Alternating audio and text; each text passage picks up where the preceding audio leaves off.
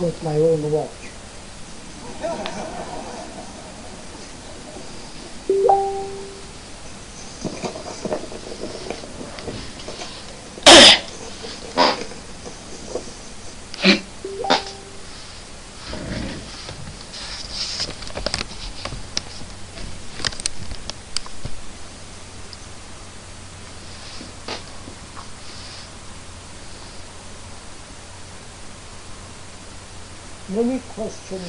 De nombreuses questions ont été posées, écrites. Et parmi ceux-ci, certains ont été choisis. Je ne les ai pas vus personnellement.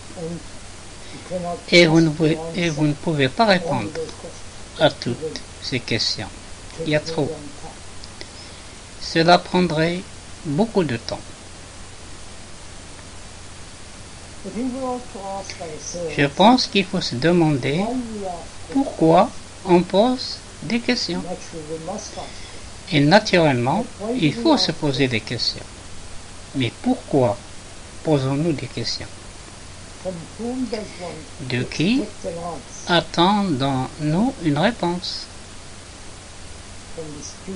De l'orateur ou de quelqu'un qui peut expliquer les choses?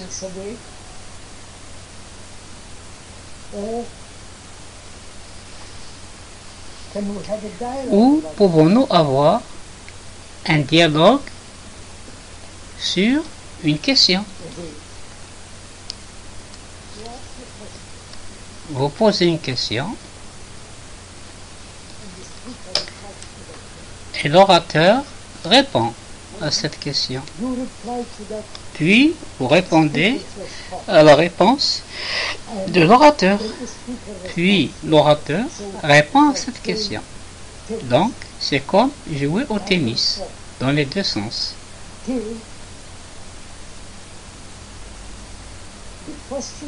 Jusqu'à ce que la question elle-même soit suspendue entre nous deux.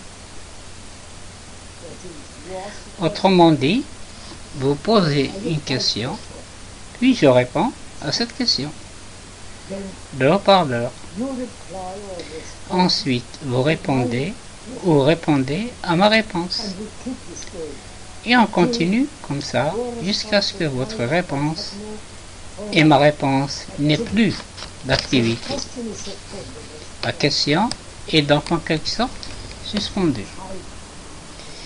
Si vous essayez, si vous l'avez déjà fait, probablement pas, alors la question commence à avoir sa propre vitalité, sa propre urgence,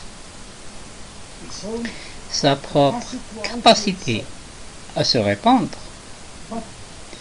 Mais quand on répond à une question, c'est toujours du fond de la mémoire.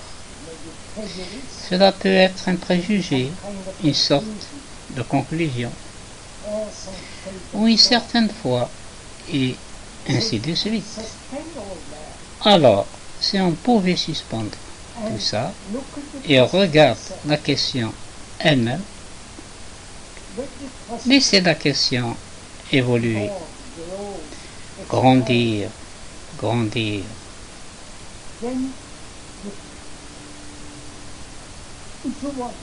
Alors, si vous voulez une réponse, c'est dans la question, pas de votre arrière-plan. Je me demande si je suis clair. C'est plutôt intéressant si vous y entrez. Il est très rare que l'on ait un tel dialogue, parce que nous avons tellement hâte de trouver une réponse. On ne regarde jamais la question. Laissez la question évoluer, s'élargir, raconter son histoire.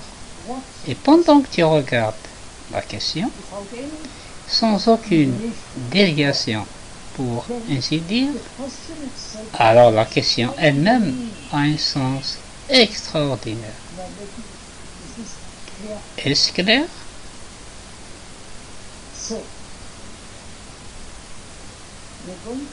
Donc, nous allons examiner ces questions de cette façon. Nous allons regarder, écouter la question. Comme l'orateur n'a pas lu ces questions, vous et l'orateur pouvez jouer à ce jeu d'avant en arrière jusqu'à ce que la balle soit suspendue en l'air. Si nous pouvions faire ça, c'est vraiment l'art d'avoir un dialogue, une conversation, une communication à laquelle les participants ne participent pas.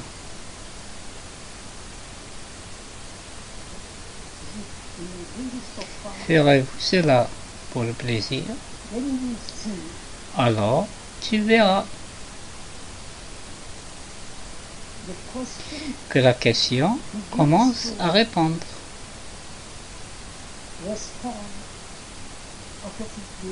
Hors du cœur même de la question. Alors, essayons. Autrement dit, vous et l'orateur, dans lequel vous et l'orateur jouez un rôle. Ils ne prennent pas le rôle d'un questionneur et d'une personne qui répond à la question. Et ensemble, nous allons mettre de côté nos antécédents, si nous en avons. Alors, la question elle-même commence à bouger, commence à avoir sa propre activité. Allons-nous faire ça?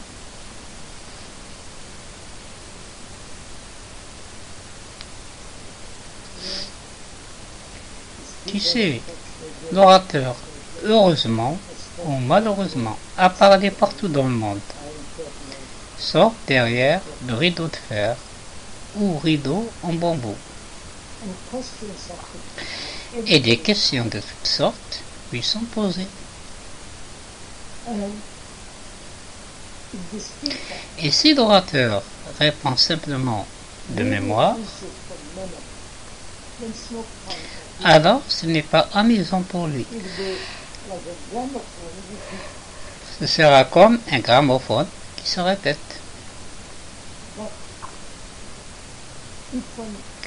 Mais si on met de côté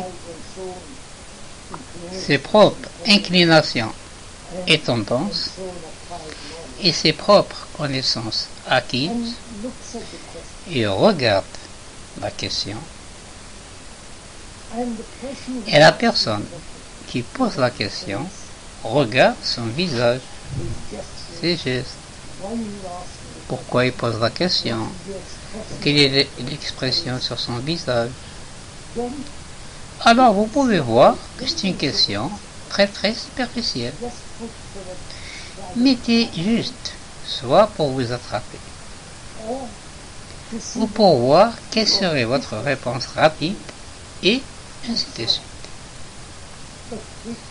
Mais si nous pouvions faire ceci, ce que nous venons de voir, c'est-à-dire dans les deux sens, et que la question elle-même réponde,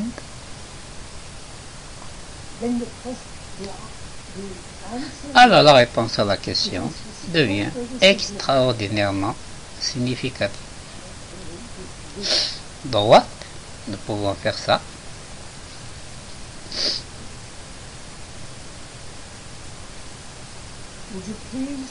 Première question. Pourriez-vous explorer davantage le mécanisme de la culpabilité et sa relation avec l'ego? Souhaitez-vous, s'il vous plaît, explorer davantage le mécanisme de la culpabilité et sa relation avec l'ego? L'ego étant la personne, la psyché, l'entité subjective. c'est ce que l'on appelle généralement l'ego, le moi et le vous. La question est quelle relation a la culpabilité, le mécanisme de celui-ci à toute la structure du moi. Maintenant, je vous pose cette question. Et vous allez répondre à cela, à moi, à l'orateur. Et puis, je vous répondrai, puis vous me répondrez. Alors nous continuons cela jusqu'à ce que nous nous soyons épuisés. Et nous n'avons plus de force dans le bras. Donc, la question demeure. La question est un défi.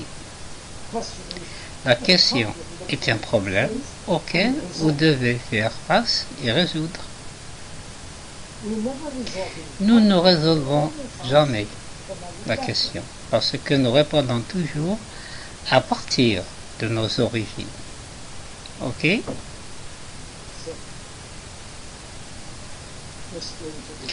Alors, passons à cette question. Pour jouer au jeu.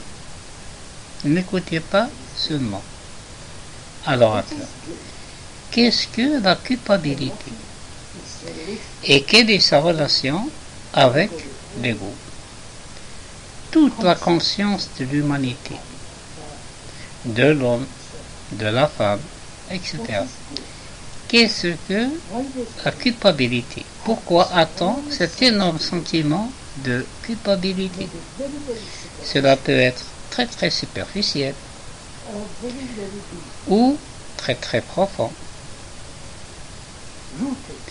enraciné depuis l'enfance.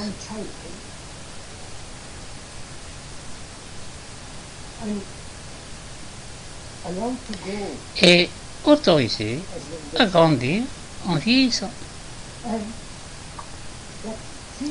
Et ce sentiment de culpabilité, on se sent soit très vite,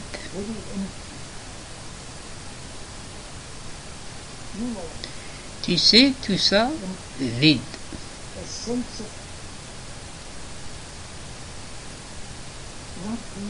Le sentiment de ne pouvoir rien faire. Et puis de cette culpabilité, il construit un mur autour de lui-même. Et ce mur empêche toute communication ultérieure. Ou il a peur de cette culpabilité. Tu m'as dit de faire quelque chose depuis l'enfance. Et je ne peux pas le faire, mais je sens que je dois le faire. Et si j'échoue, je me sens coupable. Et les parents jouent un rôle terrible à cet égard. Désolé. Il encourage cette culpabilité consciemment ou inconsciemment. Pour que cette culpabilité fasse partie de l'ego, une partie de moi,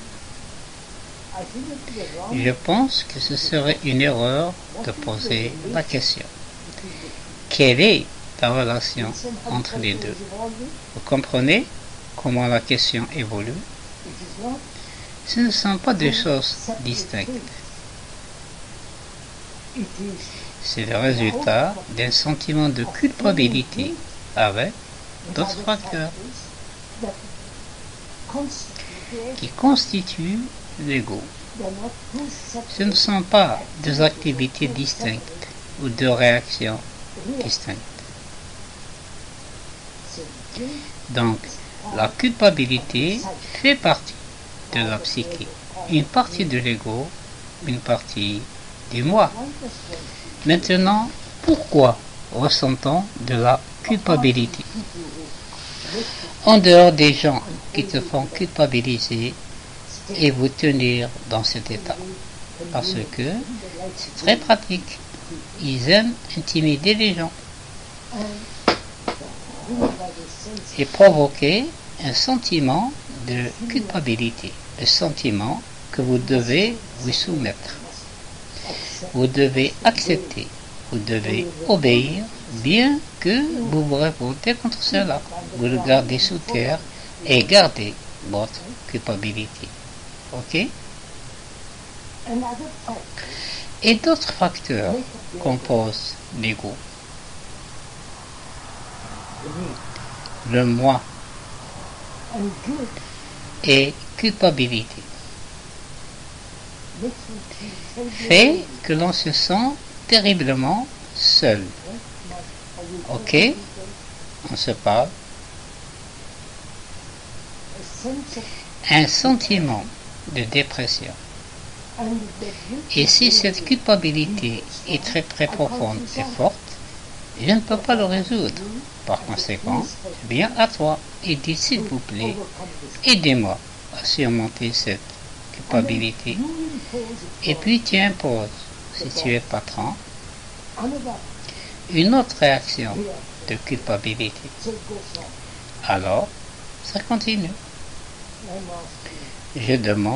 Nous demandons pourquoi ce sentiment existe-t-il du tout. Il est encouragé, n'est-ce pas, dans les religions orthodoxes. Dans le christianisme, il y a le péché originel et le sauveur. Et donc, je dois me sentir coupable et me confesser. Et tout le cercle commence. Pardonnez-moi si j'utilise ce mot. Cela prend différentes formes. Dans le monde chrétien, confession, absolution. Et dans le monde asiatique, il a une forme différente. Ils vont au temple. Vous savez toutes sortes de choses qu'ils font. Mais est-il nécessaire de ressentir cela? Peut-il y avoir une éducation dans laquelle il n'y a rien de cela? Je me le demande. Nous jouons ensemble, s'il vous plaît. Y a-t-il une sorte d'élever un enfant dans lequel il n'y a pas cet encouragement ou le sentiment de culpabilité? La culpabilité devient un problème. Ok? Ensuite, nous devons comprendre ce qu'est un problème. Vous suivez tout cela? Êtes-vous intéressé par tout cela? Interlocuteur, puis-je dire quelque chose? Oui, madame. Question. Je vais vous demander comment puis-je regarder la culpabilité si la culpabilité ne se produit pas sans regarder dans mon arrière-plan. Je ne comprends pas la question.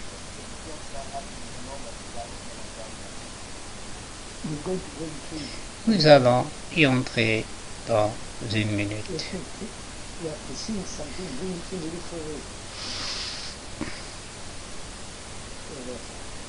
Où étais-je?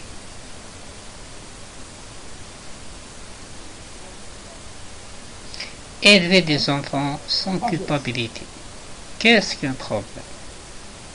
Ah oui. La culpabilité devient un problème.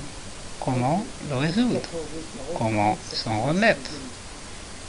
Et toutes sortes de choses. Ensuite, nous en faisons un problème. Maintenant, quel est le problème? Les êtres humains ont apparemment des milliers de problèmes. Politiques, religieux, sexuels, relations. Suivez? La vie devient un problème. Et généralement associé à la culpabilité. Qu'est-ce qu'un problème? Le sens de ce mot, étymologiquement, si je puis utiliser un mot assez long, signifie quelque chose qui vous est dansé. un défi, comme si un défi vous était lancé. Et un problème signifie quelque chose qui vous est lancé sur vous, auquel vous devez faire face. Et que se passe-t-il? Il y a des problèmes politiques, etc. Et ces problèmes politiques ne sont jamais résolus. Dans la solution même d'un problème, d'autres problèmes augmentent, se développent. Alors d'abord, passons à la question. Pourquoi les êtres humains ont des problèmes? Vous comprenez ce que je demande? Vous avez des problèmes, n'est-ce pas? Pourquoi avez-vous des problèmes? Et est-ce possible? Nous allons entrer dans la question et répondre un peu plus tard. Est-il possible de ne pas avoir un seul problème? Sexuel, religieux, politique, économique, relations, et ainsi de suite. Alors, découvrons. Tu joues le jeu avec vous. Découvrons pourquoi les êtres humains ont des problèmes.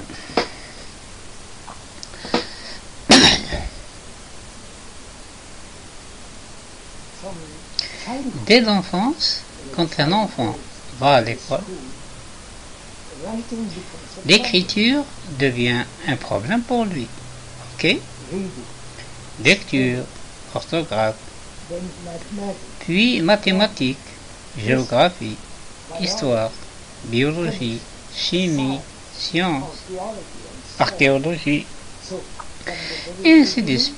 Donc, depuis le début, il est formé ou conditionné à avoir des problèmes. Ok? C'est évident. Son cerveau est donc conditionné à avoir des problèmes.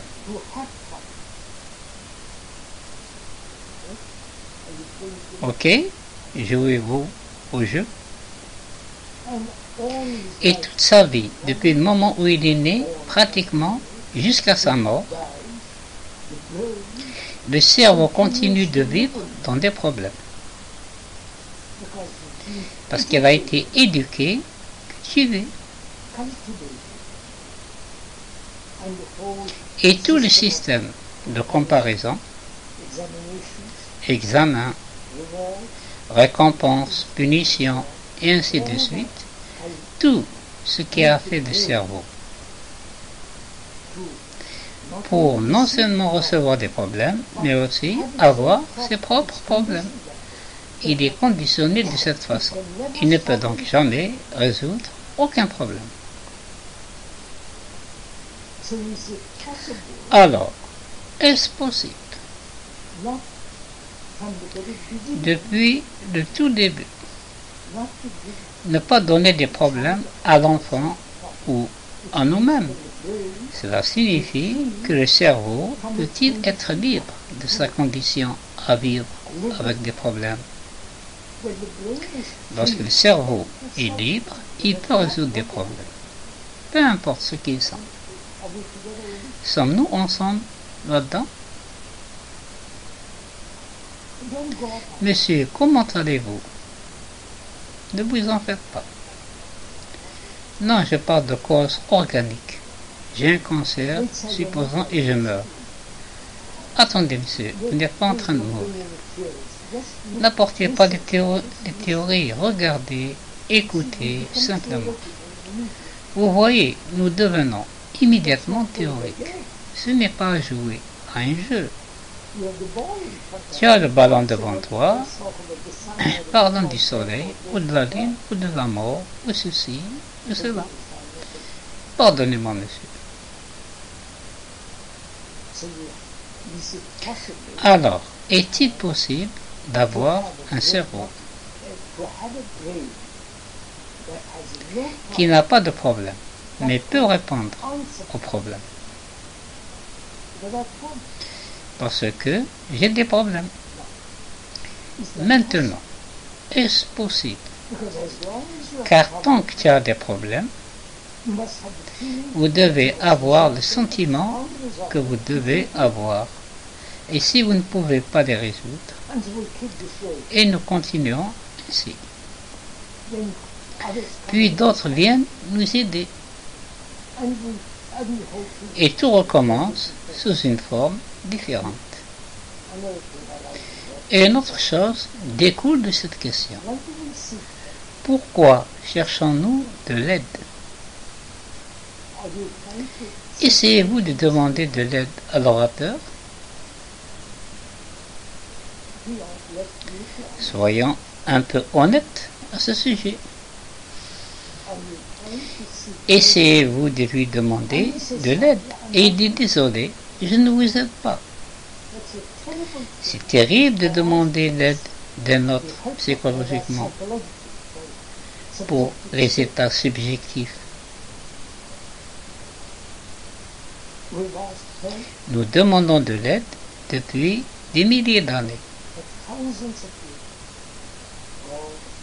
Dieu, le prêtre et la culture de la prêtrise. Et puis les psychologues, nous voulons des leaders. Physiquement, ils vous diront comment vivre, comment faire de l'exercice, ce qu'il faut manger, comment se coiffer, etc. Alors, pourquoi demandons-nous de l'aide? Vous comprenez la question?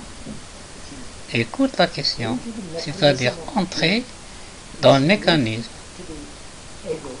sa relation à l'ego. Et nous avons dit de ne pas séparer les deux, parce que la culpabilité fait partie de l'ego, partie du moi. Ce n'est pas séparé.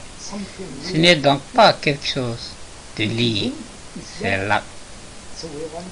Nous avons donc compris cela dans les deux sens.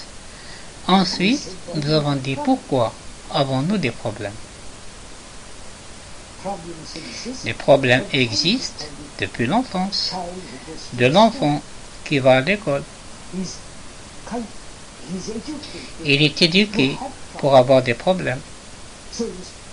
Alors, toute sa vie devient un problème.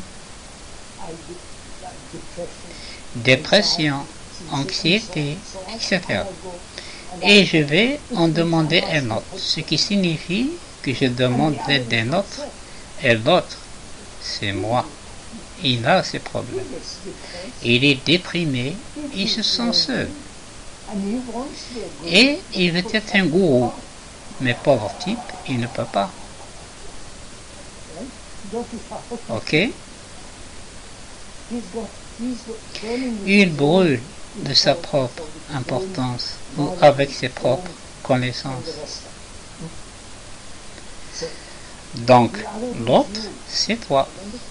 Je me demande si vous vous en rendez compte. Alors, à quoi sert de demander de l'aide?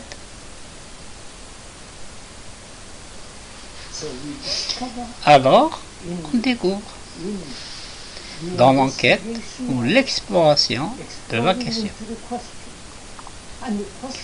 Et la question commence à répondre à tout cela. Ce n'est pas l'orateur qui l'a inventé. C'est comme une carte dépliée là, vous regardez l'ensemble de la carte. Pas une partie particulière de la carte. Mais quand tu regardes la carte, nous voulons aller dans une ville ou une route. Mais nous ne prenons pas tout en compte. Si vous prenez tout cela, c'est une autre façon de voir les choses. Ok, sommes-nous ensemble? Ok. Question. Il y a une autre forme de culpabilité qui n'est pas liée à l'enfance. Quand vous blessez quelqu'un, c'est un autre type de culpabilité.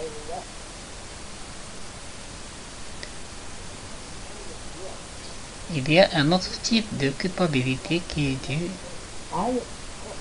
Ah, oui, bien sûr. Tu m'as frappé et je ne peux pas te frapper en retour. Mais je sens